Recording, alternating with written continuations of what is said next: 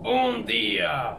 We love football com Ricardo Nunes. Antônia Sétimo. Hoje temos uma cerveja aqui para provar. San Miguel Beer. San Miguel. E vamos provar. Abra! Open. Ok, vou provar esta San Miguel e espero que seja boa. Ah, que horror! Que horror esta cerveja, pá! Oh, eu quero uma Cacildes! A cerveja de Monson! Oh meu Deus, pá! Eu quero uma Cacildes! Eu andei em Londres a procurar a Cacildes e nunca encontrei!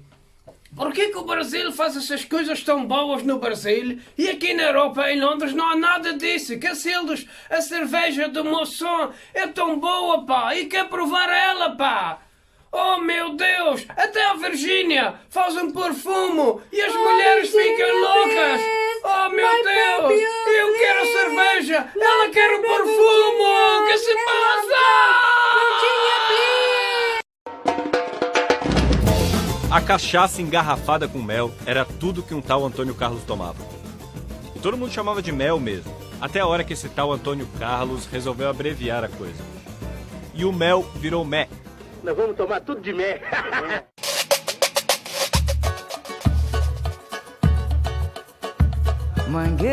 Toda sexta-feira, no começo da noite, ele chegava aqui no Buraco Quente para um começo de plantão que às vezes durava o final de semana inteiro. E assim, de bar em bar, de copo em copo, que ele construiu um personagem de si mesmo. Aqui ele aprendeu a ser o Mussum, só que nessa época ele ainda era o Carlinho do Reco Reco. Isso é, Carlinhos do Reco Reco à noite, porque de dia ele era um homem sério. Ele estudava o dia inteiro, alfabetizou a mãe e ralou muito para chegar a cabo da aeronáutica. Isso é cachaça! É água! É cachaça! É água! É cachaça! É água! E foi nessa vida dupla que ele formou o grupo Os Originais do Samba. A diferença nossa realmente era que nós tínhamos muita coreografia, muito passo, samba no pé. Viajaram pelo mundo. Ficamos 6 meses no México. Eu comecei a fazer Carmen Miranda ali, em 64, e o Mussum, os Originais do Samba, estavam ali me escorando, me ajudando. Antônio Carlos era boa praça, estava sempre rodeado de amigos. E foi nos palcos que ele conheceu Elza Soares e com ela o Mané Garrincha. Eu tinha medo quando eles se juntavam, que você nem acredita. Por quê? Porque os dois gostavam de copo, né? Os Originais do Samba ficaram famosos. E um dia eles foram convidados para uma participação num programa de TV com um grande hotel. Mas o Antônio Carlos estava com medo de aparecer. Ele ficava escondido ali, entendeu? Entre os 5 ali, e deixava sempre para que não descobrissem que ele tinha virado sambista. E foi tentando se esconder que ele ganhou o apelido que o tornou famoso. O Otelo tinha um diálogo com ele, de repente, entendeu? Ele improvisou. Olhou para ele, ô Mussum! Aí o rapaz, o auditório caiu abaixo. Mussum é um peixe preto e escorregadio. E foi assim que Antônio Carlos virou Mussum para sempre. A primeira vez que o Mussum apareceu sozinho, sem os Originais do Samba, num programa de humor, foi nos primórdios da escolinha do professor Raimundo, do Chico Anísio, que ele visitou anos depois. Mas esse aqui eu reconheço. Esse é o Mussum? Esse O Mussum já foi meu aluno? Eu brincava de falar assim, enrolado. O Chico falou pra mim, não, Mussum, você deve usar mais o tranquilos, o como de fatos e o não tem problemas. Foi aí que ele ganhou aquele linguajar que o deixou famoso. Cacildes. Vaselina no farebe do povo. Mesmo com um padrinho desses, ele não queria saber de ser comediante na TV. O negócio dele era samba. O Mussum, que era o nosso humorista, né? Primeiro apito do trem. Um título que ele sempre recusou. Eu não acho humorista. Humorista é o Jô Soares, o Dedé Santana, o Zacarias. O cara se transforma, tem vários tipos de recursos. Qual é a diferença, eu sou cômico, então? eu sou um cômico, um caricato. Até que uma dupla de comediantes percebeu isso. Eles eram ambiciosos e queriam aumentar a sua trupe. Eu falei, Renato, por que a gente não põe um afrodescendente? Hoje é afrodescendente, né? No meu tempo eu falei, por que ele não bota o negão com a gente, né? Mas ele é músico, ele é sambista, não importa. Eu escrevo só as partes que ele vai entrar, só aquelas piadinhas, ele entra, dá a piadinha dele, sai, volta. O Dedé sempre perturbou muito, eu achava que eu não ia dar pro negócio. Demorou para que Dedé conseguisse convencer Mussum, mas conseguiu. Covarde! Covarde é a tua véia! E o trio Trapalhão depois virou um quarteto com a entrada de Zacarias. Eu não sei o que elas estão pensando, não sei. E o Domingo ganhou uma trilha sonora.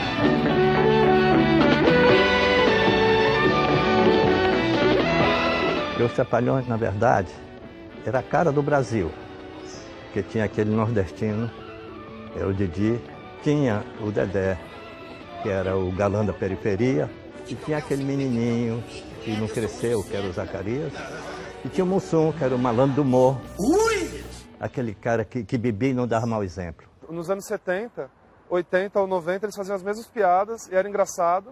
A gente vê agora, 20 anos depois, continua engraçado. Ele era caras e bocas. Eu tô tranquilo daqui, pai. Que isso? E alvo de piadas por causa da sua cor. Você é faixa preta? Que faixa?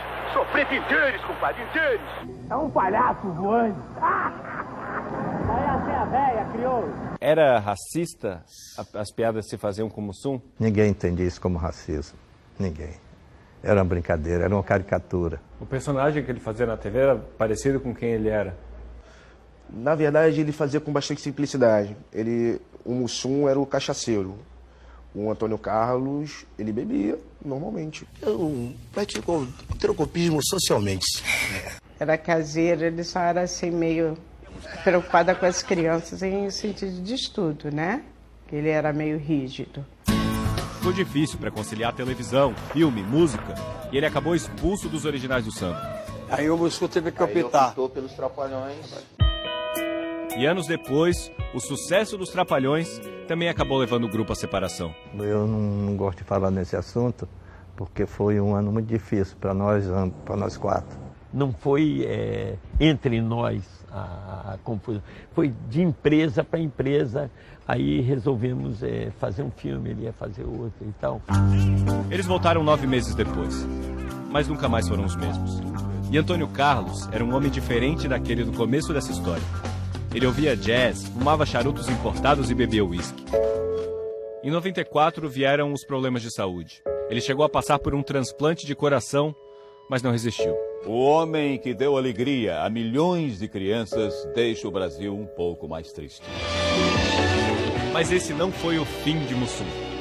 As piadas curtas e os maneirismos da fala se multiplicam pela internet. 20 anos depois da morte, o Trapalhão biografado segue presente. Mussum ainda está entre nós.